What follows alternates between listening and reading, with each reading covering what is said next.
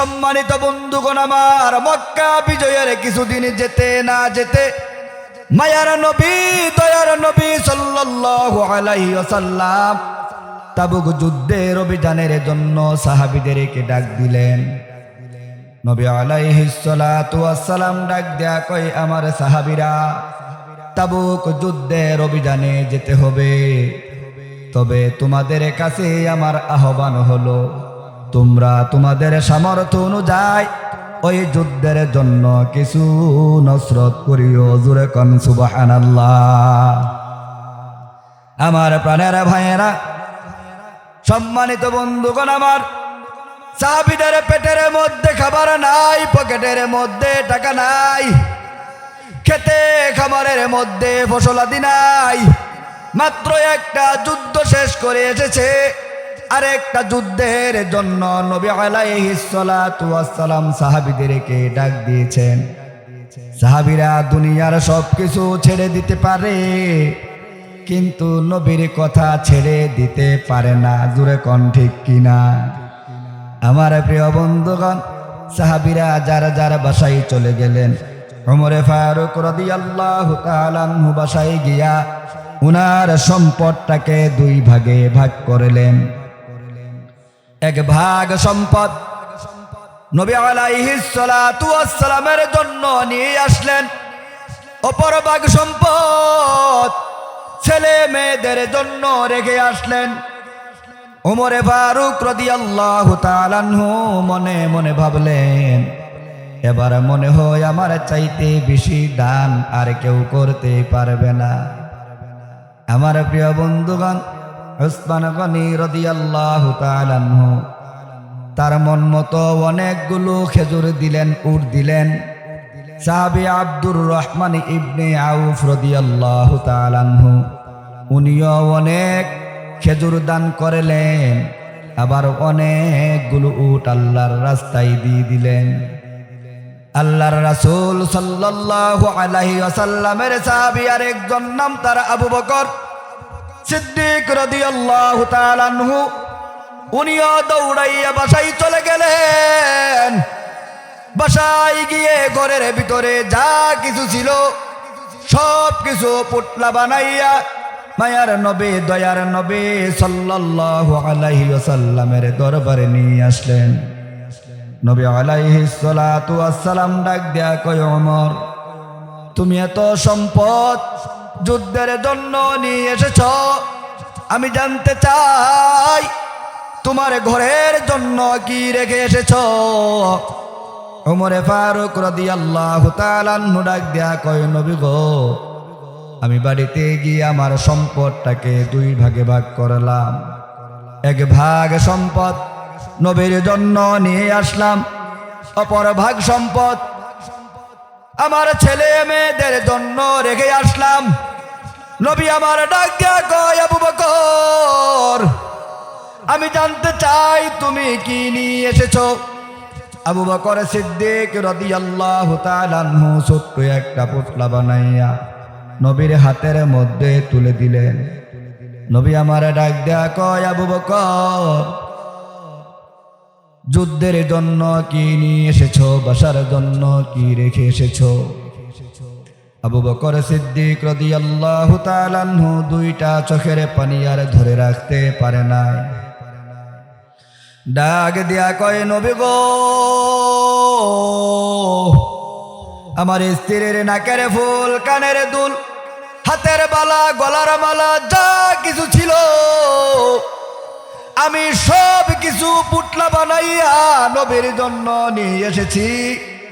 আমার প্রাণের ভাইয়েরা, নবী আলাইহিস সালাতু ওয়াস সালাম ডাক দিয়া কয়, আবু বকর, আমি জানতে চাই তুমি তোমার ঘরের জন্য কি রেখে এসেছো? আবু বকর সিদ্দিক রাদিয়াল্লাহু তাআলা আনহু ডাক দিয়া কয়, নবী গো, আমি আমার ঘরের জন্য কোনো কিছুই রেখে আসতে পারি নাই। আমার ঘরের জন্য আল্লাহ এবং আল্লাহর রাসূলকে রেখে এসেছি। জোরে কোন সুবহানাল্লাহ। এই জন্যই তো কোন এক কবি লিখেছেন, পরওয়ানে কো চরাগে बुलबुली को फूल बस सिद्दीक़ अकबर के लिए খুদা কা রাসূল বস। অন্ধকারের জন্য বাতি যেমন যথেষ্ট, বুলবুলির জন্য ফুল যেমন যথেষ্ট, আবু বকরের জন্য আল্লাহ এবং আল্লাহর রাসূলই যথেষ্ট। জোরে জোরে কোন ঠিক কিনা? আমার প্রাণের ভাইয়েরা, সাহাবীদের কাজ ছিল মুহাব্বতের জিনিস, ভালোবাসার জিনিস আল্লাহ তাআলার রাস্তায় বিলিয়ে দিতেন। আমার প্রিয় বন্ধুগণ, বড় বড় সাহাবীরা আল্লাহর রাস্তায় দিয়েছিলেন। বড় বড় দানবীর যারা ছিলেন তারাও দিয়েছিলেন। একজন গরিব সাহাবী, গরিবের মধ্যেও গরিব, ওই সাহাবীর নাম হলো আবু আকিল আনসারী রাদিয়াল্লাহু তাআলা আনহু। উনার পেটের মধ্যে খাবার নাই, শরীরের মধ্যে তেমন কোনো নামি দামি পোশাক নাই। উনার ভিতরে একটাই ভাবনা, একটাই চেতনা, আহারে মায়ার নবী, দয়ার নবী সাল্লাল্লাহু আলাইহি ওয়াসাল্লাম ঘোষণা করে দিয়েছেন, নবী না বলেছেন তাবুক যুদ্ধের অভিযানের জন্য কিছু নসরত করতে সবাই যার যার সামর্থ্য অনুযায়ী দিবে। আমি আবু আকিল আনসারী তো কিছুই দেওয়ার মতো নাই, আমি কি দেব? আবু আকিল আনসারী রাদিয়াল্লাহু তাআলা আনহু এক ইহুদির কাছে কাকুতি বিনতি করিয়া সন্ধ্যার সময় একটা কাজ দিলেন। ইহুদিকে গিয়ে বললেন, আমি তোমার খেজুরের বাগানের কাজ করতে চাই আজকের রাতের জন্য, তার বিনিময়ে তুমি আমারে কি দিবা? ইহুদি ডাক দিয়া কয়, আবু আকিল আনসারী, তুমি সারা রাত্র কুয়া থেকে রশির মাধ্যমে, বালতির মাধ্যমে পানি তুলবা, পানি তুইলা খেজুরের বাগানটা ভিজাইয়া দিবা, তার বিনিময়ে আমি তোমারে মাত্র এক মুঠো খেজুর দিব। কয় মুঠো খেজুর? ঘুমাই গেছে গা দিও? কয় মুঠো? এক মুঠো খেজুরে দিবে। আবু আকিল আনসারী রাদিয়াল্লাহু তাআলা আনহু, আমার প্রিয় বন্ধুগণ, ক্ষুধার যন্ত্রণা নিয়া কুয়া থেকে পানি তোলা শুরু করলেন। আরে ক্ষুধার যন্ত্রণা কতক্ষণ সহ্য করা যায়? আমার প্রিয় বন্ধুগণ, পানি টানতে টানতে যখন শরীর ক্লান্ত হয়ে পড়ে, নবীর কথাটা মনে আসে, ডাক দিয়া কই, থেমে গেলে হবে না, থেমে গেলে হবে না, আমার টার্গেট ফিল আপ করতে হবে। নবী যেহেতু বলেছে আল্লাহর রাস্তায় কিছু দেয়া হলেও নসরত করার জন্য, আমি নিয়ত করলাম এই ক্ষুধার্ত পেট নিয়া, ক্ষুধার্ত শরীর নিয়া সারা রাত্র কুয়া থেকে পানি তুলব। এই পানি তোলার বিনিময়ে আমি এক মুঠো খেজুর যে পাবো, এই খেজুর খানা আমার নবীর হাতে সকালবেলা তুলে দিব। আমার প্রাণের ভাইয়েরা, সারা রাত্র আমার বন্ধুগণ সেই কষ্ট আবু আকিল আনসারী রাদিয়াল্লাহু তাআলা আনহু নিজে নিজে করলেন। পরের দিন সকালবেলা আবু আকিল আনসারী রাদিয়াল্লাহু তাআলা আনহু এক মুঠো খেজুর নিয়া নবীর দরবারে চললেন। মসজিদে নববীর মাঠের সামনে, মসজিদে নববীর সামনে মাঠের মধ্যে দেখা যায় দানের পাহাড় জমে গেছে।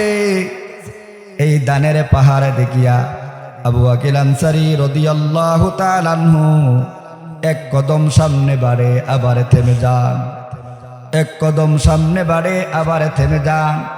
আমার প্রিয় বন্ধুগণ, আবু আকিল আনসারী রাদিয়াল্লাহু তাআলা আনহু শেষ পর্যন্ত নবী পর্যন্ত পৌঁছে গেলেন। ভরা মজলিস, অনেক মানুষ দান নিয়ে এসেছে। আমার প্রাণের ভাইয়েরা, এই ভরা মজলিসের মধ্যে এমন কিছু মুনাফিক টাইপের লোক ছিল। আবু আকিল আনসারী রাদিয়াল্লাহু তাআলা আনহুর এক মুঠো খেজুর দেখিয়া তাকে ক্রিটিসাইজ কইরা কথা বলতেন। তাদের কথাগুলো বর্ষার ফলার মতো তার কলিজার মধ্যে আঘাত লাগতো। আবু আকিল আনসারী রাদিয়াল্লাহু তাআলা আনহু ডাক দিয়া কয়, কে কি বললো দেখার সময় নাই, যেহেতু নবী বলে দিয়েছেন আল্লাহর রাস্তায় কিছু নসরত করার জন্য আমি নিয়ত করেছি, খালেজ দিলে কাজ করেছি, পরিশ্রম করেছি, এক মুঠো খেজুর ছিল, যা পেয়েছি তাই তো আল্লাহর রাস্তায় দিয়ে দেব। আমার প্রিয় বন্ধুগণ, নবী আলাইহিস সালাতু ওয়াস সালাম সকলের দানগুলো গ্রহণ করলেন। হঠাৎ করে আবু আকিল আনসারী রাদিয়াল্লাহু তাআলা আনহুর চেহারার দিকে নবী আলাইহিস সালাতু ওয়াস সালামের নজর পড়ে যায়। নবী আলাইহিস সালাতু ওয়াস সালাম ডাক দেয়া কয়, আবু আকিল আনসারী, সবাই যার যার সামর্থ্য অনুযায়ী দান করলো, তুমি কিছু দিবা না নাকি? আবু আকিল আনসারী রাদিয়াল্লাহু তাআলা ডাক দেয়া কয়, নবী গো, ও নবী, দিবেন নি আমার কাছ থেকে এক মুঠো খেজুর দিবেন নি? নবী আপনি ভালো করেই জানেন আমার পকেটে টাকা নাই, আমি গরিব সাহাবী, আমি সারা রাত্র কষ্ট করে এক মুঠো খেজুর আমি পেয়েছি, আমি নিয়ত করেছি আল্লাহর রাস্তায় এক মুঠো খেজুর দিয়ে দিব। নবী আলাইহিস সালাতু ওয়াস সালাম ডাক দেয়া কয়, সাহাবী আয় আমার বুকে আয়, এই দান করতে গিয়া তুই যেই পরিমাণ কষ্ট করলি, এই পরিমাণ কষ্ট আর তো কেউ করে নাই। আর নবী করিম সাল্লাল্লাহু আলাইহি ওয়াসাল্লাম ডাক দেয়া কয়, আমার সাহাবীরা এই খেজুরগুলো ধরো, এই খেজুরগুলো সব খেজুরের উপরে ছিটাইয়া দাও, এই দানের কোনো তুলনা হয় না। আমার প্রাণের ভাইয়েরা, কত সাহাবীরা কত মন খেজুর করে দান করলেন, অনেক বড় বড় দান করলেন, কিন্তু সাহাবী আবু আকিল আনসারী রাদিয়াল্লাহু তাআলা আনহু এক মুঠো খেজুরের তুলনা হয় না। জোরে জোরে কোন ঠিক কিনা? এটার মধ্যে ইখলাস ছিল, এটার মধ্যে ইখলাস থাকার কারণে আমার আল্লাহ তাআলা আবু আকিল আনসারী রাদিয়াল্লাহু তাআলা আনহুর দানকে কবুল করে নিয়েছেন। আল্লাহ তাআলা তো এটাই বলেছেন, লান তানালুল বিররা হাত্তা তুনফিকু মিম্মা তুহিব্বুন, যতক্ষণ পর্যন্ত মুহাব্বতের জিনিস, ভালোবাসার জিনিস আল্লাহ তাআলার রাস্তায় না দিতে পারবেন, ততক্ষণ পর্যন্ত আপনি খাঁটি মুমিন হতে পারবেন না। আমার প্রাণের ভাইয়েরা, আমি আর আপনি কেমনটা দেই, আমি আর আপনি যেই সন্তানটা বালা, যেই সন্তানটা ব্রেনে, এটারে দেই স্কুল, যেই সন্তানটা নাকি ভাই সাহেব ও কানা লুলা দের বেটারি, এটারে নিয়ে পড়ায় মাদ্রাসায়, এমন এমন বাবা আছে না নাই? হ্যাঁ, আল্লাহ দিয়েছে আল্লাহ রাস্তায় বালানা দিবার লাগি। আমরা অনেক সময় দেখা যায় শুক্রবারে মসজিদের মধ্যে জুমা পড়ানোর পরে, অনেক সময় দেখা যায় শুক্রবারে মসজিদের মধ্যে জুমা পড়ানোর পরে, প্রিয় বন্ধুগণ আমার, একটা বাড়ি চালান দেওয়া হয় অথবা হাতে হাতে টাকা উঠানো হয়। দেখা যায় যদি এই জায়গার মধ্যে 5টা 50টা নোট পাই অথবা 10টা 5 টাকা নোট পাই, এর মধ্যে 2টা 3টা 4টা 5টা সিরা হয়, তাহে জোরে জোরে কোন ঠিক কিনা? বালা বালা টেহাগুলো করে রাখা দেই, আর সিরা ভরা টেহাগুলো আল্লাহর রাস্তা দেই, ইত্যাদি জান্নাত হওয়া যাবে মিয়া।